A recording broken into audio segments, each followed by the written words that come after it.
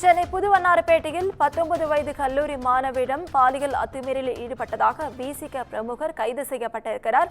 இதுகுறித்த முழு விவரங்களை வழங்க செய்தியாளர் சக்திவேல் நம்முடைய இணைப்பில் காத்திருக்கிறார். சக்திவேல், வணக்கம். விவரங்கள். நிச்சயமாக வணக்கம் நவீனா. வட சென்னை புதுவண்ணாரப்பேட்டை பகுதியில் வசித்து வரக்கூடிய 19 வயதான கல்லூரி மாணவியிடம் அதே பகுதியைச் சேர்ந்த பிசிக பிரமுகர் நன்மாறன் என்பவர் தவறாக நடந்து கொண்டு பாலியல் ரீதியாக அத்துமீறலில் ஈடுபட்டுள்ளார்.